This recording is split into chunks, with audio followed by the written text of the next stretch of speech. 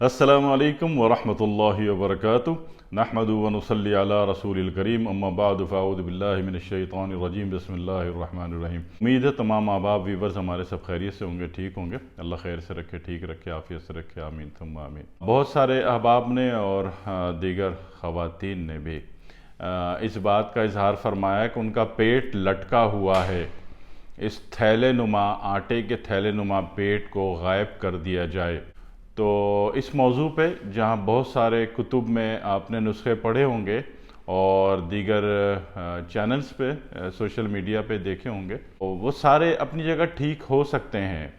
शर्त ये कि आप मिजाज को समझ लें, ठीक है। पेट जो है, हमने पहले भी कहा था कि पेट 3 किस्म का होता है।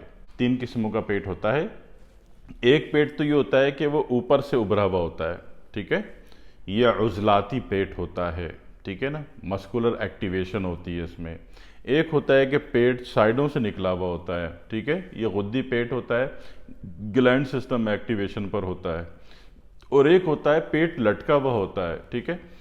इस लटके हुए पेट की जब बात करेंगे तो एक बात समझ लीजिए कि मोटापे के इलाज या लटके हुए पेट का इलाज या बड़े हुए पेट का इलाज या फूले हुए पेट का इलाज जब तक तहकीक से साबित ना हो जाए कि कैफियत कौन सी है, तहरीक कौन सी है, आपको दीगर नुस्खों से फ़ायदा नहीं होगा, ठीक है। हो सकता है कि नुकसान हो जाए, ठीक है जी। इस तरह नहीं होता कि एक चीज़ होती है उससे ये होता है तो हम शुरू हो जाएं सारे के सारे, नहीं होता। मिजाज का फ़र्क होता है, कैफियत का फ़र्क होता है, कंडीशन का फ़र्क होता है, साइन सिम्टम का फ़र्क होता है। तो मैं आज एक साइन के ऊपर बात कर रहा हूँ, एक साइन एंड सिम्टम की बात कर रहा हूँ जहाँ पेट लटका हुआ होता है, ठीक है ना। आपकी बेल्ट या नाड़े से पेट लटका हुआ है, ठीक है, निचली तरफ लटका हुआ है।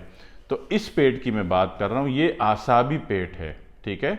इसको आप आसाबी पेट कह लीजिए, न्यूरोलॉजिकल पेट कह लीजिए, आतिशकी जहर वाला पेट कह लीजिए, इसको बलगम वाला पेट कह लीजिए, इसको आबी पेट कह लीजिए, ठीक है।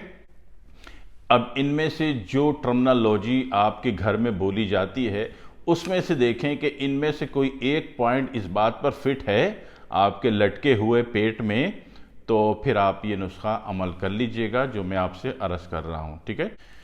दूसरी बात कि अगर इसको मेडिकेटेड साइन आउट अगर आप करना चाहेंगे तो उसमें आप CBC रिपोर्ट में देखिएगा कि उसका HB या WBC नहीं, HB छोड़ दें।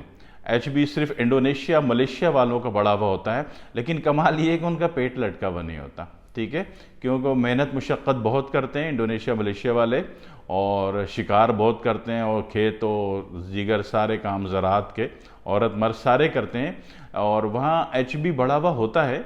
लेकिन वजह ये होती है कि वो बारिश होती है, हर 4 घंटे बाद 10 मिनट की बारिश होती है ना। इंडोनेशिया में मलेशिया में आपने देखा होगा, ख़ासकर मलेशिया में, कि वहाँ कोई सर्दी गर्मी नहीं होती, ठीक है ना। फिक्स 27 डिग्री सेंटीग्रेड चलता है वहाँ पे, क्या सर्दी क्या गर्मी। एक टी शर्ट और एक जीन्स की पैंट में बंदा पूरी ज़िंदगी गुजार सकता है। वहाँ ना जैकेट की ज़रूरत है, ना ठंडे कपड़ों की, ना गर्म कपड़ों की।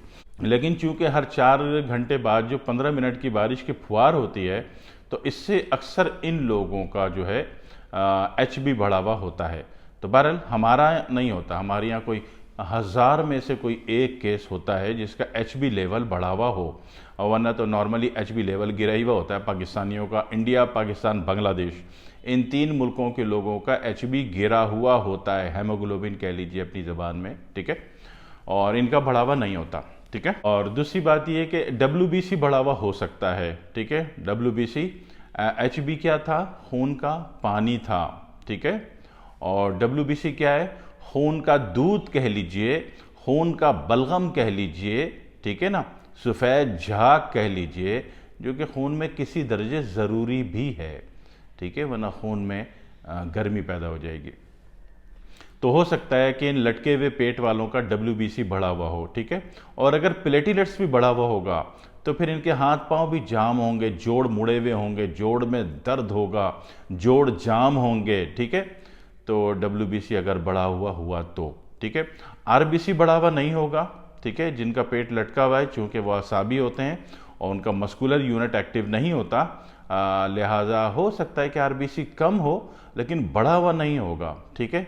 बढ़े हुए होने में हमने कहा एचबी इंडिया, पाकिस्तान, बांग्लादेश का इतना नहीं बढ़ता, वो सिर्फ इंडोनेशिया, मलेशिया का बढ़ता है, तो एचबी का प्रॉब्लम नहीं आएगा।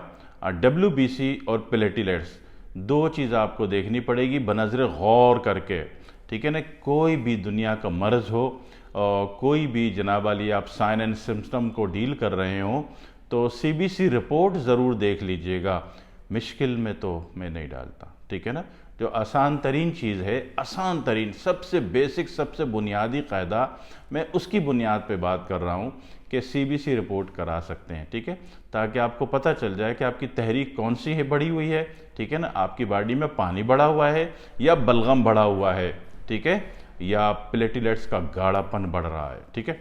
तो इन चीज़ों में आपकी तस्दीक हो गई, तहकीक हो गई और फिर आपने देखा पेट लटका हुआ है, तो अब आप जो है सिर्फ एक काम करेंगे। इन सारी बातों से क्या साबित हुआ कि जो तहरीक थी वो आपकी आसाबी बढ़ी हुई थी, बलगमी बढ़ी हुई थी, ठीक है। अब आपने आसाबी तहरीक को डिलीट करने के लिए, टोटल तहलील करने के लिए, टोटल अनइंस्टॉल करने के लिए क्या करना पड़ता है कि आप अगली तहरीक में चले जाते हैं, उज़लाती तहरीक, ठीक है। अब उज़लाती तहरीक में आ जाइए और रोज़ाना रात को लौंग दारचीनी इस तरीके से कि 1 पाव लौंग 1 पाव दारचीनी, दोनों चीज़ों का आपने मिला के हम वज़न इंतहाई बारीक तरीन पिसवा लिया हो, ठीक है। अब इसकी एक बड़ी चुटकी रात को 1 कप गर्म पानी में भिगो दीजिए, सुबह निहार मुँह वो पानी पी लीजिए, ठीक है। जो मसाला पाउडर बचा है वो नहीं खाना है, ठीक है, वो गर्मी बहुत ज़्यादा दे देगा, बर्दाश्त नहीं कर सकते लौंग को, ठीक है। तो वो जो पानी जो ऊपर आ गया है वो आपने पी लेना है, ठीक है ना। और ये चंद हफ्ते करना पड़ेगा, कम से कम मिनिमम भी आपको 1.5 महीना ये करेंगे तो आपकी ये शिकायत 100% 100% ख़त्म हो जाएगी और आप इंशाल्लाह स्मार्ट तरीन, अच्छे तरीन बच्चे और प्यारे प्यारे बच्चे बन जाएंगे इंशाल्लाह ताला। और जब अच्छे बच्चे बन जाएं, स्मार्ट दिखने लगें, तो फिर मुझको दुआओं में याद रखिएगा, ठीक है। वस्सलामु अलैकुम वरहमतुल्लाहि वबरकातुहू।